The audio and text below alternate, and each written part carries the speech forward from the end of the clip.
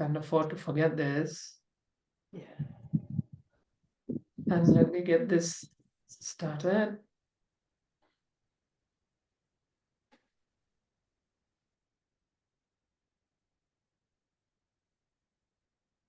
Okay.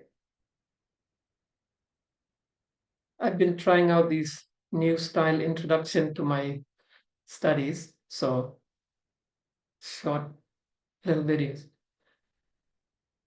couple of weeks back when we stopped Amos, we decided, or I inform you that we will begin with Zechariah. Now, Zechariah is one of the longer in terms of book length among the so-called 12 minor prophets. He is extremely important to the New Testament and yet has not been studied sufficiently by most Seventh-day Adventists.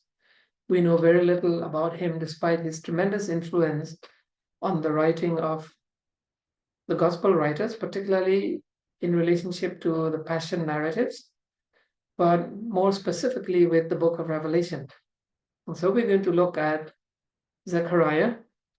And as we go along, I will point out the connections to the New Testament, particularly to Revelation. Today, we're just going to get a feel for the book. So we will look at the background, the structure of the book, and learn a little bit about this man and the history of the period in which he lived. And we will get into the actual materials of the book next week. A little background about Zechariah. Bible trivia. Zechariah is the most common male name in the Bible. There are more men carrying this name than about any other name, which is kind of surprising because we don't think about that. We look at those famous names like David and Moses and so on, which appear only once in the Bible. We have Zechariah name appearing with a priest in the New Testament as well, plus quite a few people in the Old Testament. Mostly when we think Zechariah, we remember either this prophet or the father of John the Baptist. What is important to remember, though, is that he is a post-exilic prophet. He was part of that initial return to Jerusalem when Cyrus conquered the Babylonian Empire. One of the first things that Cyrus did around 539 BC is to make a proclamation that if the Jews wanted to go home, they can return to Israel, they can return to Jerusalem. He even gave orders for allowing them to rebuild the city, rebuild the temple, and so on. In that group that came back, there was a high priest by the name of Joshua who features in the prophecies of Zechariah. There was a governor, the first governor appointed by the Persians by the name of Zerubbabel, who is also featured in the prophecies of Zechariah. And there were two prophets that came along from Babylon, Zechariah and his contemporary Haggai. And so it is quite helpful to study both these two prophets side by side. Malachi is the other post-exilic prophet, but he comes nearly a century after Zechariah, when the Jews had come back in larger numbers and were really settled in the land. So when Zechariah and Haggai came back, the group that returned from Babylon numbered only around 50,000 people. So it was a relatively small group. They had nothing in the land. Everything was destroyed. Their properties were all confiscated by, if not the Samaritans, some other people that had moved into the land. And they literally had to begin life all over. And you have to understand their messages from that perspective. We are not sure why, but he tells us the name of his father and grandfather. Scholars believe that Edo must have been an important tribal leader or clan leader, and that's why he is being mentioned. A lot of people would mention father's name, but he is a little unusual to mention the grandfather's name. I wish we knew more about Edo. The chances are that Edo lived and probably died in Babylon. I don't think he came back. Even his father, Berechiah, may not have been able to return to the land. They would have been part of the early exiles. And there's a good chance that Zechariah was born in Babylon, because this is nearly 100 years or so after they went into Babylon. And so the people who came back with him, if they were older people, would have known about these men and the roles that they played in the exiled community in Babylon. His name is very important. It means Yahweh remembers. The Lord remembers. See, one of the problems these exiles had when they returned, they came back to a land that was completely hostile to them. The largest population group were the Samaritans, and who did not want the Jews to return to the land. Sounds familiar in modern context? And the Samaritans did everything from even attempting to assassinate Nehemiah, who came later than Zechariah, to try and stall the rebuilding of Jerusalem and of the temple. To come back to the land, after nearly 100 years of virtual prosperity in Babylon, the Jews did really well economically in Babylon, because Jeremiah had told them, you must make a life for yourself in Babylon. You must prosper yourself. You must not allow yourself to be demeaned. They were not slaves. They were not in Egypt. They were in Babylon. And this is why only 50,000 out of some 2 or 3 million Jews, probably closer to 3 million Jews that lived in Babylon, stretching all the way into Persia. So a very, very insignificant number. And to come back into this land of trouble, having to rebuild everything, to regain their land, to restart their farms, rebuild their homes. And in Haggai, we see the struggle they had to expend energy rebuilding the temple or to expend energy rebuilding their lives. It became a severe tension for this small group. And so it was important for them to remember that God is keeping them in his mind. I don't know how many of us have ever been through a situation where you have to restart. Well, I've moved countries several times, and each time I moved to a different country, you have to restart. So when I moved from India to Hong Kong, I had to restart. From Hong Kong to the Philippines, I had to restart. From Philippines to Singapore, restart. Singapore to US, restart. US to Thailand, restart. But not like them, because some of the things you carry with you, they had very little they could bring back. Being a foreigner, you're not concerned about building homes or buying houses, as long as you can rent a place. For them, they had to replant themselves in the land. And God had promised through Amos, whom we just completed recently, that when they return to the land, they will never be uprooted again. We will see that that promise was a difficult one, a very testing one. He dates his ministry very, very precisely. He tells us that he received the visions from God in the second year of Darius the Great. Do not confuse this with the Darius of the book of Daniel, two very different men. That Darius was a contemporary of Cyrus. This Darius came much later, about 20 years after Cyrus. Now we know the date of this event, second year of Darius, is 520 BC. By this point in history, dating had become much more secure. Anything after the fourth year of Solomon, the dates are fairly stable historically. So we can date his prophecy.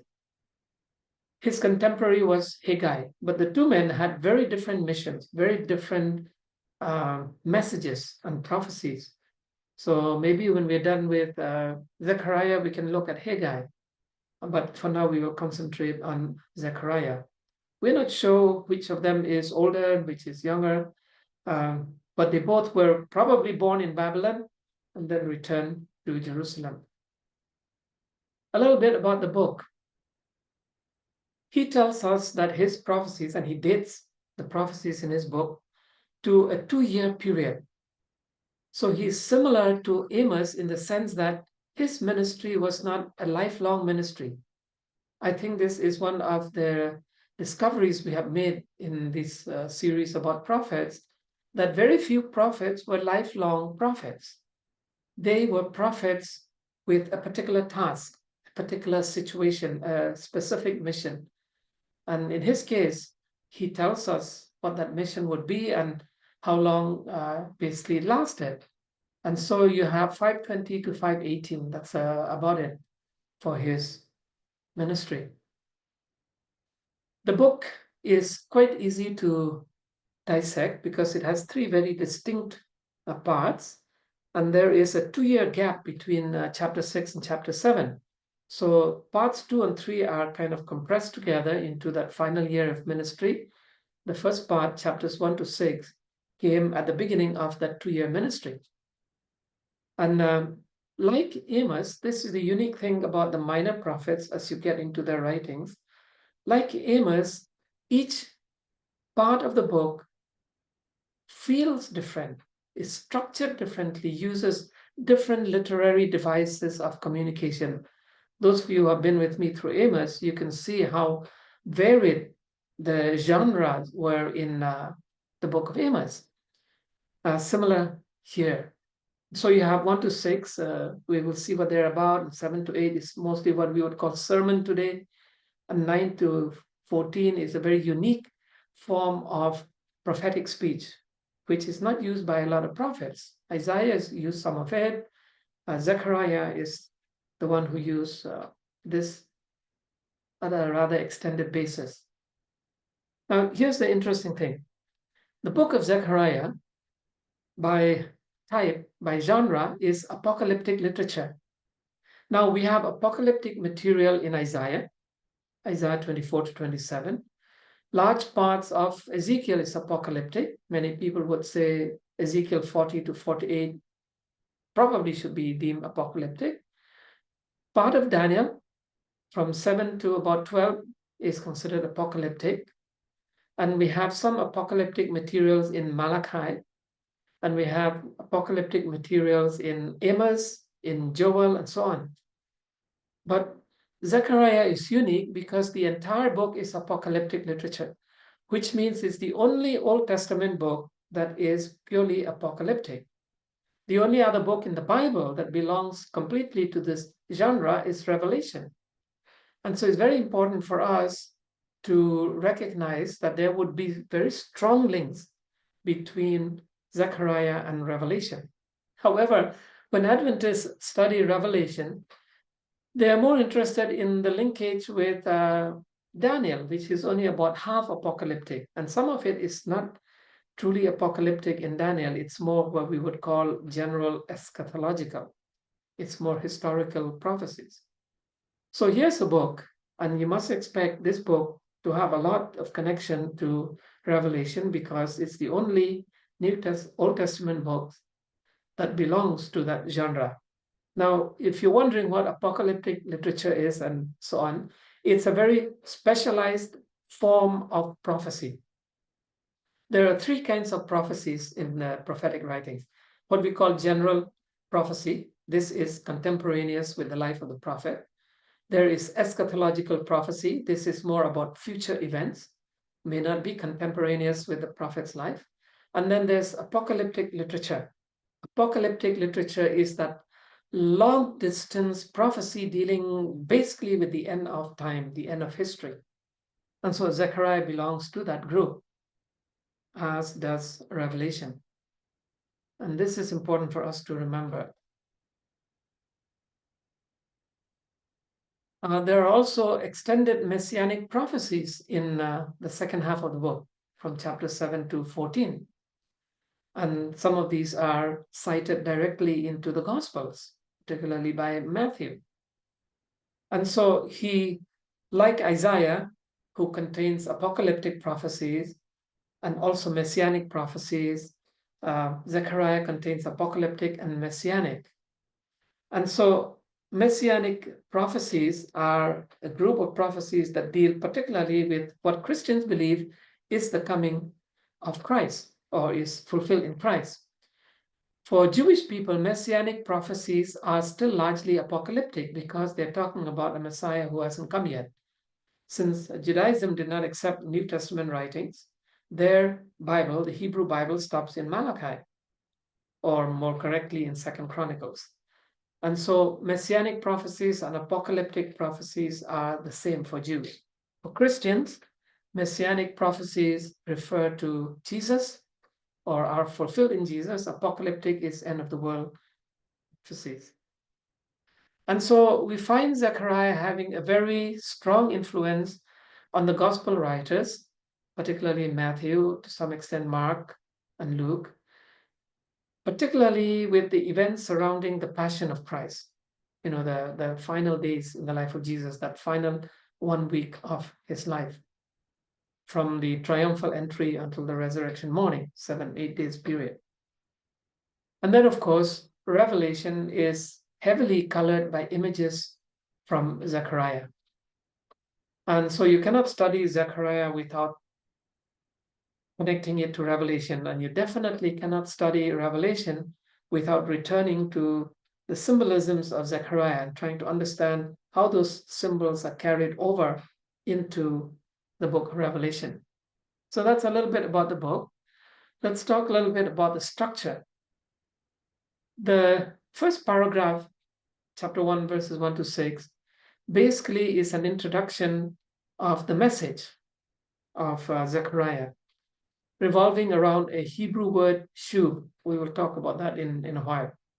But I'd like you to keep this word in mind because he used this quite a bit as a way of conveying what he heard from God, what he saw from God, the messages from God. The rest of chapter 1 to most of 8, he calls them his night visions. Well, the Hebrew word is a little difficult to translate. It can mean night visions. It can also mean dream visions. So depending on which Bible translation you are using, you will see both references. There are 8 of them specifically, and he talks about the first vision, the second vision, and so on. And then we have an interlude before we jump into the Messianic Kingdom sermon, where he introduces the Messianic king through the imagery of this man Joshua. So Joshua, being involved in the prophecies of Zechariah, appears twice in chapters 3 and 6. And we will be looking at chapter 3 next week, probably. The 2 chapters, 7 and 8, is this extended sermon. There's some poetry and a little bit of prose as well, of sermon about the Messianic kingdom. It's quite a complex sermon and gives us a lot of concepts about what this Messianic kingdom will be like, what it will entail, and what its characteristics will be, and so on. The remaining chapters, 9 to 14, are 2 extended oracles. So chapters 9, 10, 11, and then 12, 13, and 14.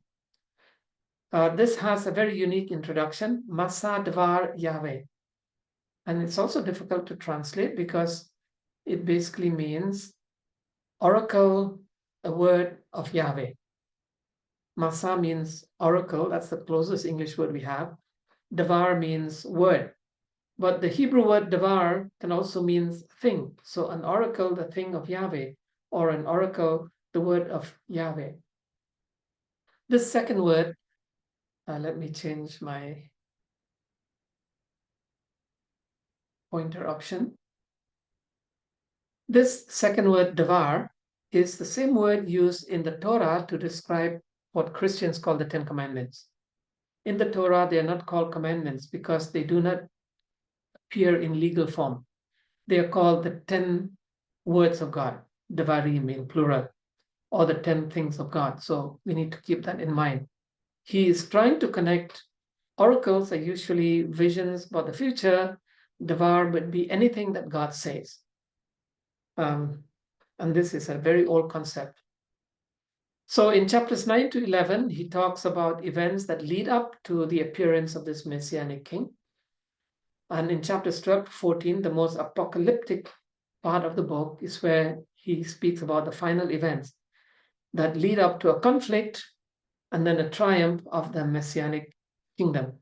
You can see that Christians, the early Christians, appropriated the prophecies of Zechariah to help them understand Revelation, to help them understand the messages of Jesus with the end of the world kind of thing. Modern Christians have paid very little attention to Zechariah. In recent times, particularly with the war in Israel and Gaza, there is a renewed interest among Christians, not Seventh-day Adventists, but among other Christians, particularly evangelicals and Messianic Jews, on Ezekiel, Amos, Zechariah, and so on. I think it's time for Adventists to try and understand why other Christians are so excited about these prophecies, because they actually believe that these prophecies apply to contemporary Israel.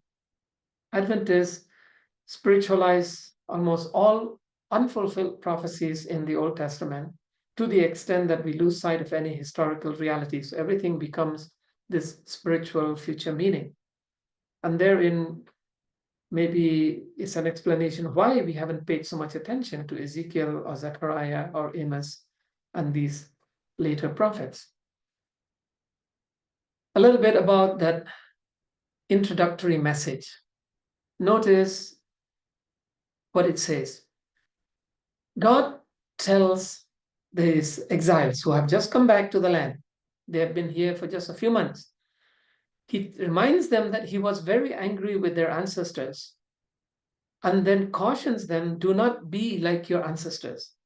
So even though they had learned some important lessons in Babylon and they were no longer an apostate nation, they have no more interest in other gods, but they still have the potential of turning their backs on God the way their ancestors did throughout the history of Israel before the exile.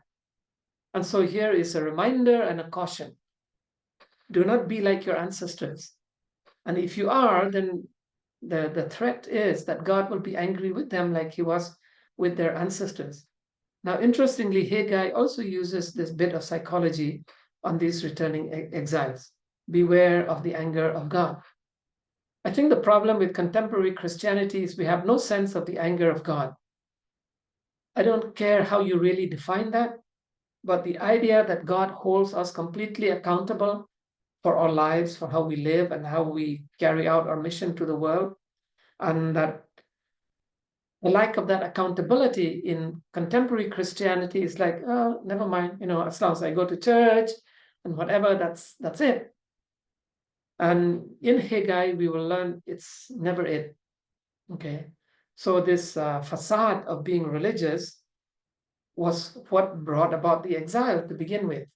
So these children of the exile now need to remember that. Yahweh remembers. So you must remember. He was angry and he could be angry again if you follow their paths. And so there is this call, which we heard over and over in Jeremiah, in Isaiah, and some of those pre-exile prophets, revolving around the word shuv and using the name Yahweh Sebaoth. So the word shuv appears 3 times here in the next verse. And Yahweh Sebaoth, this military title of God, appears several times. He loves this title, Zechariah, as did Amos. So first God says, return to me. And the word is shuv. Now in most of the older English Bibles, you'll see the translation of repent.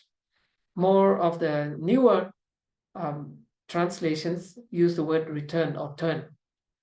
I'm going to stick to return because I'll explain to you in a bit. So God says, shuv to me, and I will shuv to you. Think about it. God says, if you return to me, which is imperative, I will return to you. But then how do you return to God? He says, return from your evil ways, or turn back from your evil ways and your evil deeds. Now, yes, they have learned important lessons, but they're back in the land and old habits might reappear. That's why the caution, do not be like your ancestors. So what should be their ongoing experience? They must always turn back to God. The moment they sense that they may be on the wrong path, they must make that turn. Now, since most of us these days drive, this word shuv makes a lot better sense today than it did when I was a student in college. Because there's something we have to do in driving, especially in Thailand, but in almost every country, but more so in Thailand, that is very important as to how we deal with getting lost. And that is the little arrow sign that says U-turn.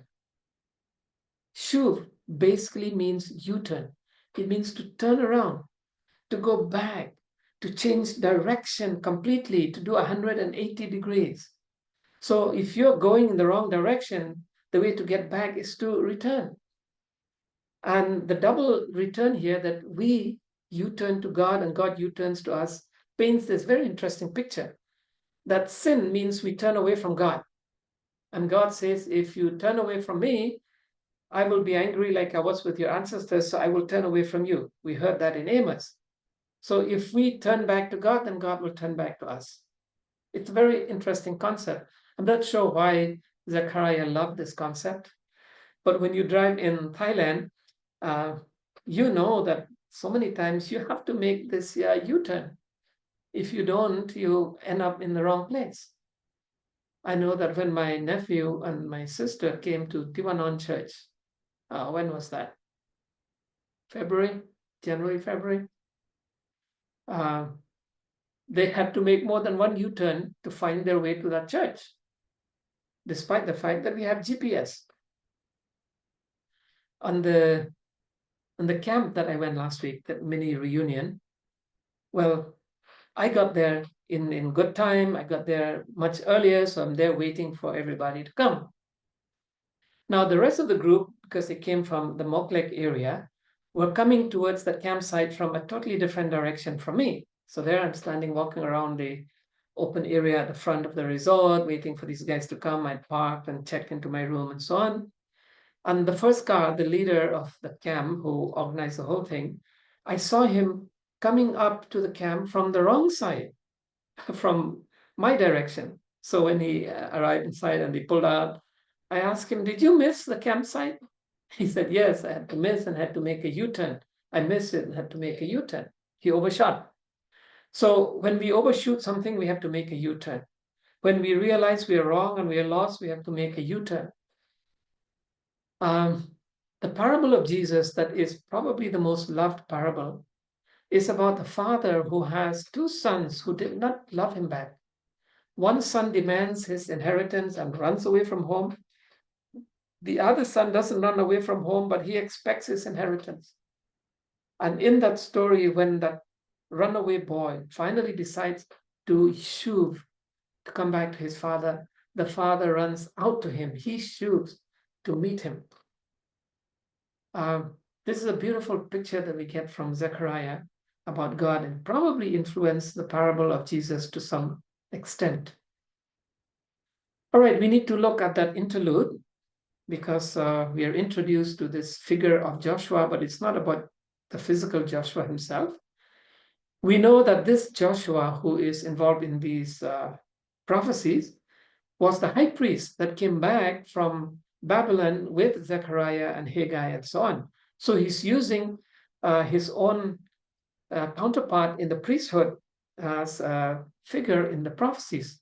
And this is in the interlude. But this Joshua is crowned king. We know that the physical Joshua was not crowned king. He had a counterpart politically by the name of Zerubbabel, who was treated like a king, though the Persians called him a governor. So clearly this Joshua is a type of something more. He's given a new name, an interesting name, because there are two ways to translate it. Most English Bibles translate it branch, but I think there's another interesting possibility. The Hebrew word is samak, which can mean a branch or it can mean a sprout. I think that a sprout is a better imagery here. It's like a seed that's been planted and then it sprouts out of the ground. And the reason is this: says that here's a man whose name is branch or sprout, and he shall sprout out in his place. Now, a branch doesn't sprout out, it just grows out of a stem, but an actual seed sprouts out from the ground.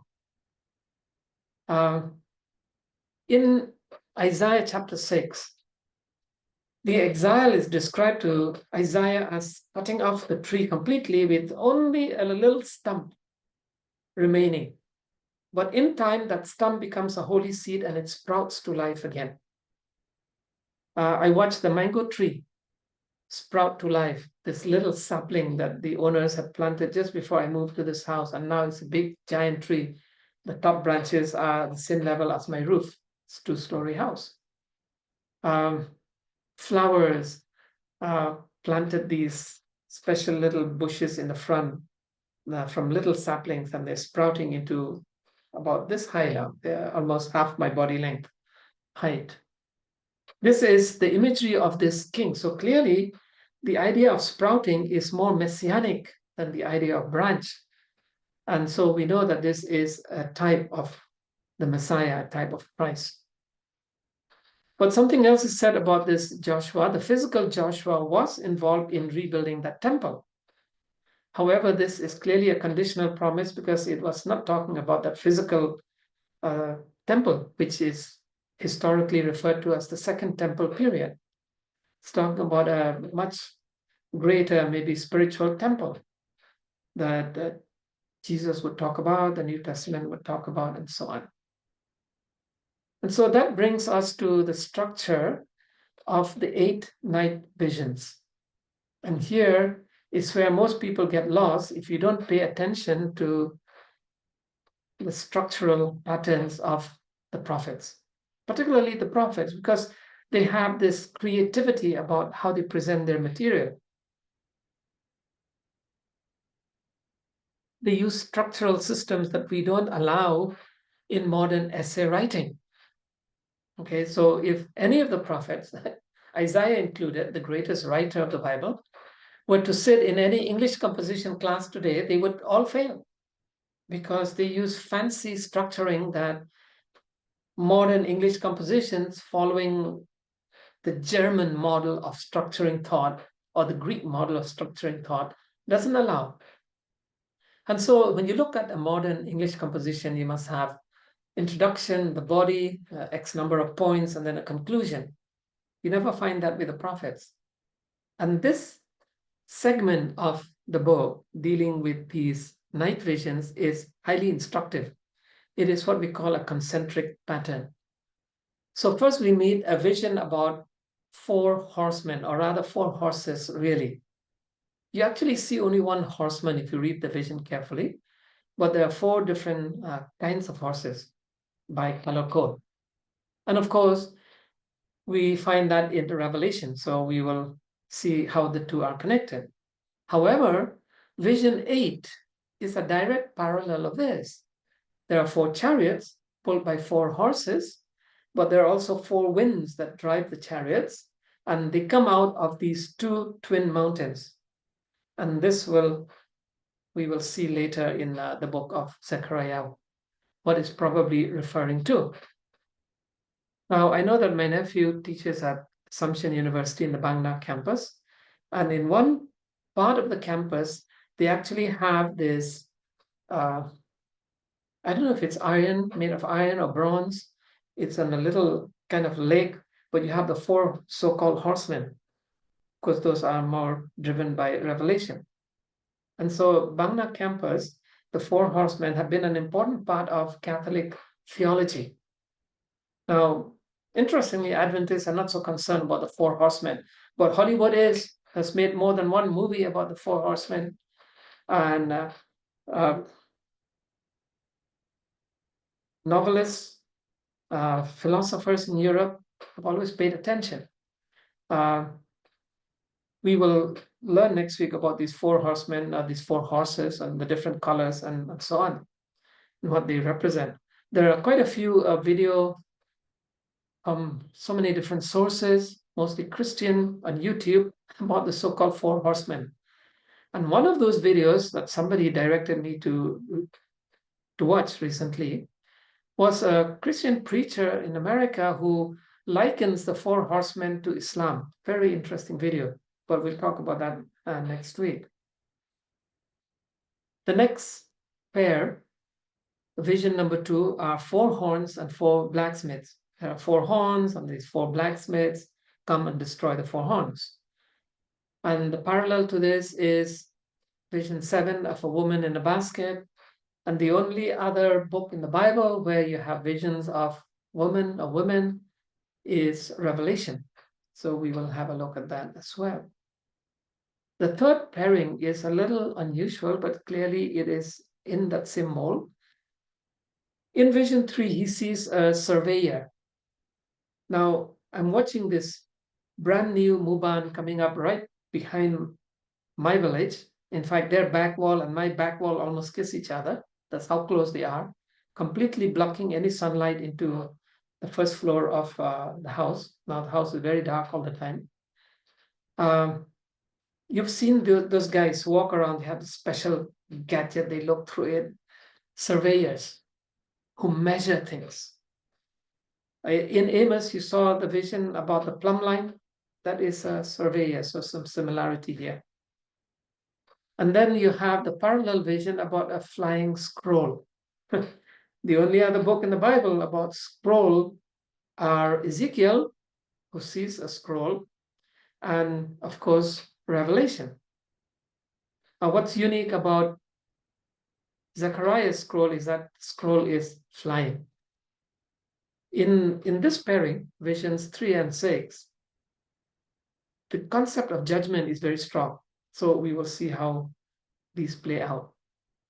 Now, the center pairing would be the center of any concentric pattern or chiastic pattern. And what's important about this kind of literary pattern is that you know where the emphasis is. You know where the primary point of interest is. Most people are fascinated by the 4 horsemen, but when you understand the concentric pattern, it is the center point that always provides you with the meaning. And so that center point is really important. So what do we have at the center of this concentric pattern? In chapter 3, that's vision 4, we have this vision completely around this figure of Joshua the high priest. Now, he was literally the high priest at the time of Zechariah. The entire chapter is about him. And so we will be studying these central visions separately because they mean so much, they carry so much depth to them.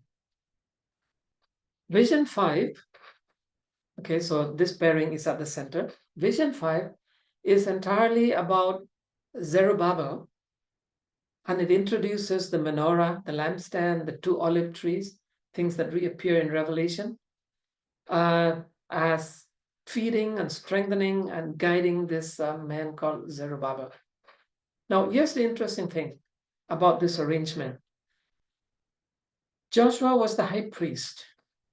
Zerubbabel was the first governor. Joshua, the first high priest back from exile.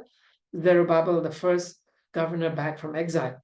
Political leadership and spiritual leadership, the 2 flashpoints of Israel's history. You always have the 2 things. So Moses was the political leader and Aaron was the high priest. Later on, we find Samuel fulfilling both roles at one point in his life. But then when David became king, there was a high priest functioning. When Solomon became king, there was a high priest functioning. Those 2 were always separated. And very often the kings had to consult the high priest. And the high priest could receive direct messages from God. If you remember, high priest wore 2 special stones. Now, people think they know where it's kept. We really don't know where the stones were kept. Personally, I believe, when you study the Hebrew text carefully, that they had special pockets at the top here because the stones were supposed to be visible. And so when the stone on the right, called the Urim, lights up, it means that God is in agreement with what is being requested. When the stone on the left, called the Thummim, lights up, it means that God is not in agreement. So, for example, if they wanted to know, should we go to war, and the Urim lights up, then it means, okay, you can do it. But if the Thummim lights up, God is saying, no, you cannot do it. So while we don't hear a lot about this, the priests and the kings were always the two flashpoints of leadership. One at the religious, cultic, and spiritual, and in a way he outranks the king, and the other is at the political and military level. So that's Zerubbabel. So these were the first two leaders of the exiles who had returned to Jerusalem. One at the political level, the other one at the temple spiritual level. Now, interestingly, these are the only two chapters that Adventists seem to kind of understand a little bit or have spent a little bit of time. But as you will see later, maybe we haven't done enough to understand those two. So when we go through this section of Zechariah, we will look at the pairing of prophecies, not chapter sequence. So keep that in mind. We have to pair up vision 1 and vision 8, so that chapters 1 and chapter 6. We have to pair up vision 2 and 7, that's chapter 1 and chapter 5. We have to pair up vision 3 and 6, that's chapter 2 and 5. And then we have to pair up vision 4 and 5, chapter 3 and chapter 4. So next week we will look at these visions. I believe so. I don't remember my PowerPoint. But we will consider what they're saying, keeping in mind that the center point is about Joshua and Zerubbabel. So whatever is happening in these two visions of Joshua and Zerubbabel, that's where we find the real focus of the night visions. While we may be fascinated by the 4 horsemen or the 4 horns, the flying scroll, the meaning, the embedded meaning is in the middle here. Now, when you look at some of these things, Zerubbabel was the political leader who led the rebuilding of the temple. So he would have used surveyors to help him. He would have needed blacksmiths to help him build some of the metalwork. The Hebrew word can also be translated as craftsmen. Just like Solomon needed craftsmen to build the temple, Zerubbabel would need too. Now, talking about horns, every furniture in the tabernacle, in the temple of Solomon and in the second temple, except the ark which had disappeared by then, every furniture had horns except for the water container. Horn was an important part of the furniture of the temple. So the altar of sacrifice had horns, the table of bread had horn, the small altar had horn, the Ark of the Covenant had horns. And of course, the menorah would not have horns, and menorah appears here. So many of the things that you meet here, except maybe the 4 horses and so on, were things that they could relate backwards to the tabernacle or the temple of Solomon. Remember, their main task when they returned was to rebuild the temple. To restart the kingdom of Judah, you must rebuild the temple, because that was the symbol at the time of its destruction. The destruction of the temple means the kingdom has been destroyed. Now, the rebuilding of the temple means the kingdom has been rejuvenated, has been resurrected. And so the symbols here have very much to do with that. But then they also have forward meaning because they are apocalyptic.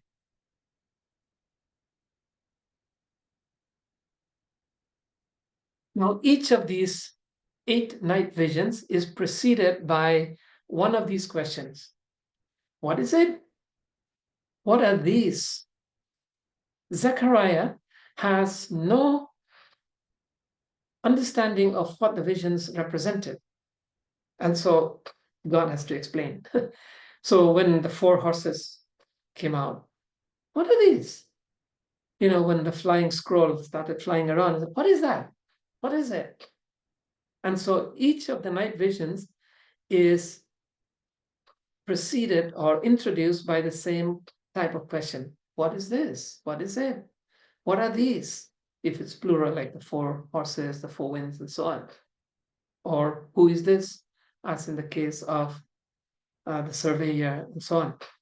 And so this is important when you're reading Zechariah to recognize that the visions have an intro to them. And the intro is a question, not rhetorical question on the part of the prophet, but a question seeking understanding. What does this mean? You see a similar pattern, though not quite as obvious, in Revelation. Since the two books are apocalyptic, there is a similarity of pattern where John wants to know what are these seven lampstands? Who are these seven angels? What are these seven spirits? And so on. And so that pattern is borrowed by John in Revelation that comes out of Zechariah. So Zechariah is shown a certain vision and he doesn't know what to make of it. And so he asks the question, asking God to explain. And in both Zechariah and Revelation, God, Yahweh, and Jesus in Revelation take some time to try and explain to the prophet what the vision was about. And so in Revelation, he's told that the seven lampstands are the seven churches, that the seven stars are the seven angels who watch over these seven churches, and so on and so forth.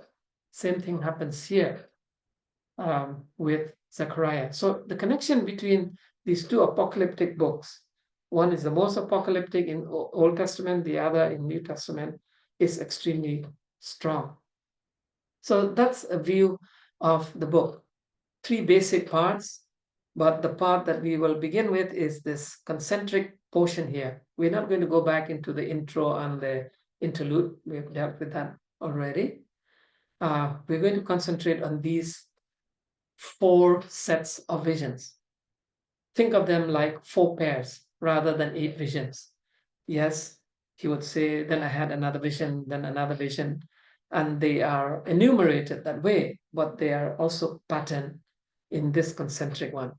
And keeping in mind as we move forward, that when we understand visions 4 and 5, then we get the point of Zechariah and Haggai, the two main prophets of this period, the Second Temple building period.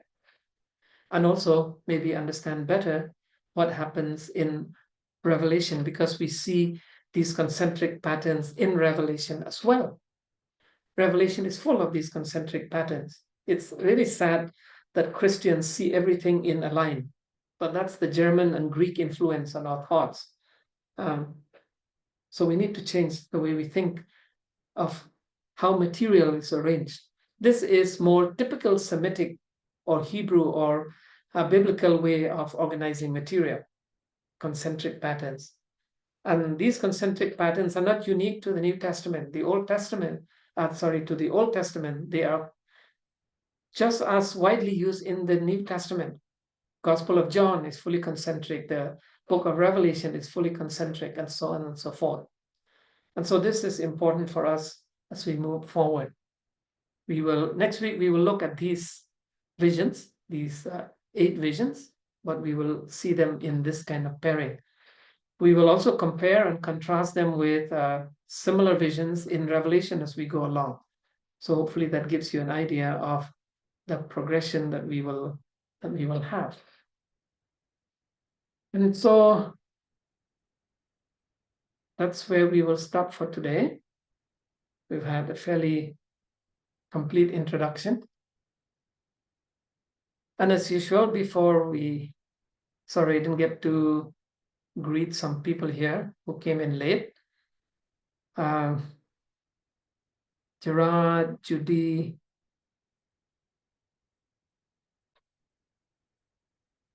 this is okay. Tadi family, they used to be with Monk and Tani, husband and wife. What church are you attending now? He The Thai church or the main church? the main one, the hospital. Yeah. Okay. Hello, Pastor. Good evening. Yeah, welcome. and good to see you here. So we've got quite a few churches represented here. Judy, welcome back. You missed most of the Amos study. I hope you will encourage Mozi to also join with us. Okay, so before we have final prayer, does anyone have a question or thought? Let me stop the recording.